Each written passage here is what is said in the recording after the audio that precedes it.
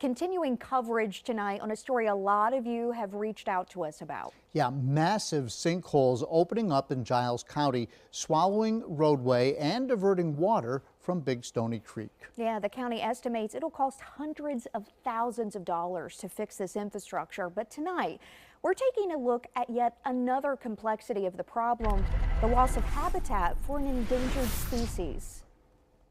A massive sinkhole that's only getting bigger as more of Norcross Road continues to fall in. We don't know how long this will last, how many days or how many sinkholes are going to open up, and you know, it's impossible to tell. While 10 News was on site, the hole got even bigger, even interrupting my interview with County Administrator Chris McClarney. Over his shoulder, you can see the piece of road fall in. Did you hear that? Oh yeah, that's the sinkhole continuing to open up and rocks falling. Wow, that's terrifying. Yeah. And subterranean features are very, very tricky to predict and very difficult to repair. Some of which have opened under the creek, even temporarily making it go dry.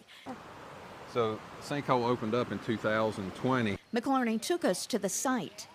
Days ago, this stretch of creek was just rocks. Now, after heavy rainfall, the water is back, and those holes remain hidden under the rushing water. Stony Creek has sunk downstream of this location for as long as I can remember, so there are other sinkholes further downstream. The question is, if you repair this one today, do you have another one open up in another spot tomorrow? And where do you stop? When do you try to stop this natural process? And as the sinkholes continue diverting water from the creek, it's kind of scary.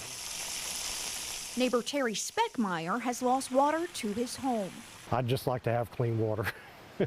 But also in the process, an endangered species in this creek has lost more habitat. This is one of the only places in the world a candy darter exists. What's considered one of the most beautiful freshwater fish in North America.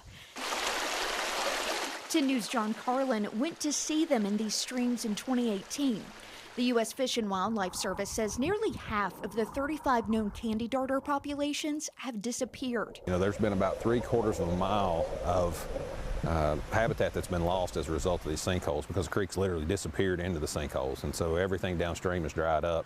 McClarney met with the Department of Wildlife Resources to talk about the issue and says they'll work together in making necessary repairs, but this will likely be an ongoing issue.